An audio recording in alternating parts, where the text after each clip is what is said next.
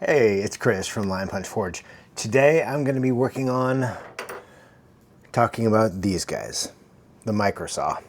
So they're going to be released here soon, the 25th of November, Black Friday week.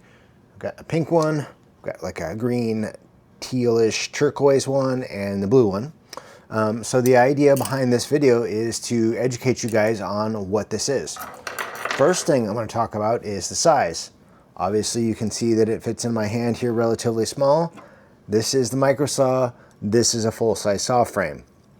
This little guy should not be considered a full-size saw frame. It should not be used like one. It's not. It's an accessory saw. It's something that is a specialty item for certain things that it will excel in. In its use for major sawing operations, this guy will not excel. You will be disappointed in this for major sawing operations. That's why full-size saw frames exist. Use one of these for your major sawing operations. This guy, like I said, is a specialty saw. And in this video, we're going to talk about what kind of specialty it has and how to put the blade in, what other types of things you can put in this saw frame, and then kind of show also how it works under a microscope. The name Microsaw isn't just because it's small, but I designed it to be used under a microscope. So we'll show that. So the big question is why? Why create a microsaw when all these other saws exist? The whole idea started with kind of initially looking at some other things on the market, not liking what I saw, and then these guys. So this is a little Anderson U-frame saw. They're around, they're relatively inexpensive. The locking nuts on them are, I guess, could be improved upon. They've been around for a long time. I don't even know who makes them. It says Anderson on it, which is funny because that's my last name. Allie Perry was lamenting on one of her Instagram or TikTok videos that she uses this thing all the time to cut off prongs and stuff like that, and she just wished it had a handle. And since I've been wanting to make a miniature saw for a long time, I'm like, now is the time. So in order to improve upon the miniature saw design, I created this guy. So his size is a little bit larger and it's got pretty handles and it fits in your hand. Okay, first of all is dimensions. What are the dimensions of this guy? The throat, so the depth of the throat, you're looking just over an inch throat.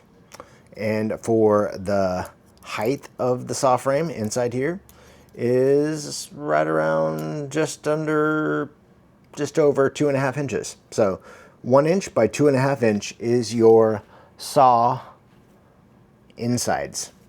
Obviously you can see that if I'm sawing something relatively large and I need to go all the way through it, this little plate probably wouldn't be it. So this is very much a trimming, finishing, and accessory saw to your big saw. So first, I think the most important thing is, how do I put a saw blade in this guy? So let's do that. So saw blades, they come about that long. If you look at it closely, from here to here, no teeth. From here to where my fingers are, no teeth. So if you align this saw blade with the saw frame, you'll see that this area where there's no teeth and this area where there's no teeth don't really need to be there. So we're going to cut them off.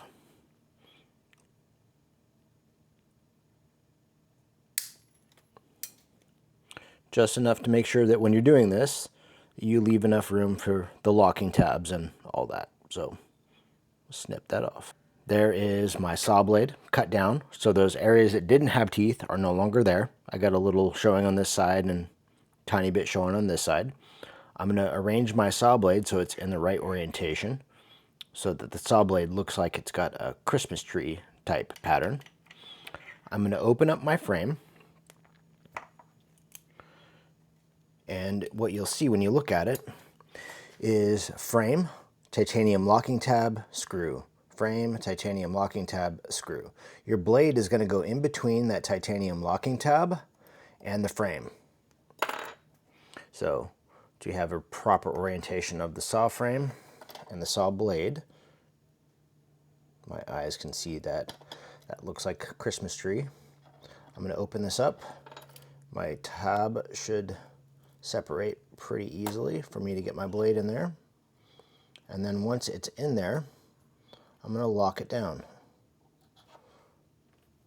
And then I'll open up this other tab, lay it in there, and then lock it down. You might need to open up one of these just a little bit to make sure that blade is nice and straight, just like that. And then I will compress the frame just a little bit. You can use your bench, you can use your fingers like this, but all we want to do is compress it just a little bit to make sure we get a tiny bit of tension. If it looks like it's got a little bow in it, once the side's tensioned down, open that up a little bit, it'll straighten out, and then lock it down. So the saw blade isn't going to ting like the other one will. It will do a little bit. Let's hear it. It's going to be a little bit more dull of a thud because this frame isn't designed for that massive compression like you would on another saw frame. You can get a little bit. That's a little better. But it's primarily designed for the smaller teeth blades, like from a 1/0 to maybe a 6/0. Those smaller blades are going to require a lot less tension than this one, per se. And then I think this is a 3. I use this one so I can see the teeth when I'm doing this. But that's it. Let's do a little demo on how it saws. Now, just for demonstration purposes, I have that saw blade in there. I'm going to cut this little edge off here.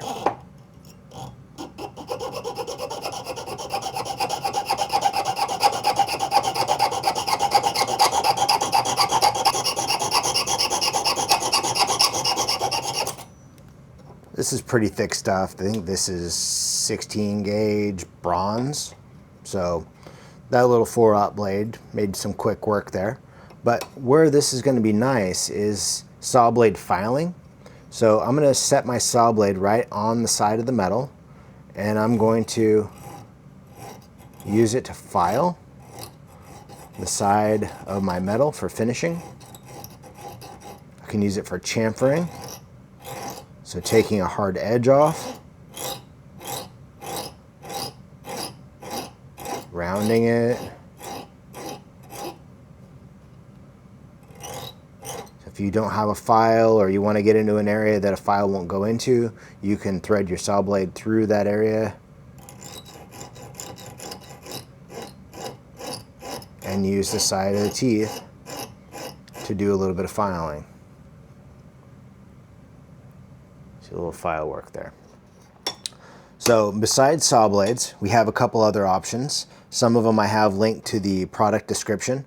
And let me pull those out and I'll show them to you. These steel strips, they have diamond on the one side and flat on the other. You can also get these double-sided, so you have diamond on both sides. For this one, it's just one. I'm going to open up my saw frame. I'm going to stick the little diamond strip in there, tighten it down, come up here, open up my saw frame, stick in that strip, and then once it's in there, this one's nice and slack because I want to use it to round stuff over or sand. I can now use that diamond pad as a tiny file.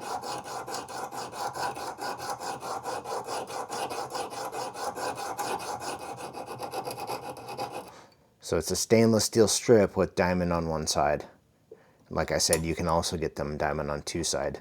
So you can go in between like a ring shank and do a tiny bit of filing in there. These are made for the dental industry, so they're actually made to file teeth, and they work really well for jewelry. Another cool option to use in the saw frame are these dental polishing strips. They come in a coarse, a medium, a fine, and a super fine. You can get them on Amazon. I think I have a link to the product description in the store, but you can cut one of these down into 2 pieces and have those inserted into the saw frame for small finishing jobs. You can also find a product like this on Stellar. I think maybe Rio sells them too. And like I said, originally they're made for the dental industry, but they work really well for these guys, these saws.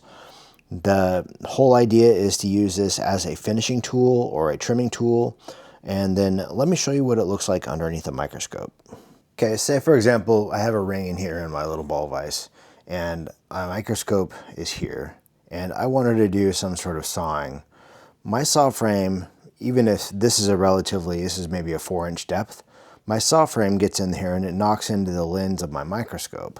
So if I have to saw on the side, that's fine, but anytime I tip my saw frame up, I run into the optics on my microscope, which is no good because this guy's expensive. So the microsaw allows you to use a saw underneath the microscope without interfering with the lens. And so I can trim prongs, I can cut out stones, I can do kind of whatever I want to do here. I can put finishing compound in here, I can put a piece of twine with some rouge and do some thrumming. I can do all sorts of fun things with this saw frame and have it work underneath a microscope without me knocking into things. So the name microsaw comes from its initial design that it works underneath a microscope. So another really important thing to talk about when it comes to this is that people see this and go, oh, I can use my broken saw blades. Yes, you can. However, I don't recommend it, and I'll tell you why. My personal preference, you can do you, not the boss of you. But when the saw blade breaks, it breaks for a reason. It breaks because the temper has worn out. It breaks because the teeth are worn out.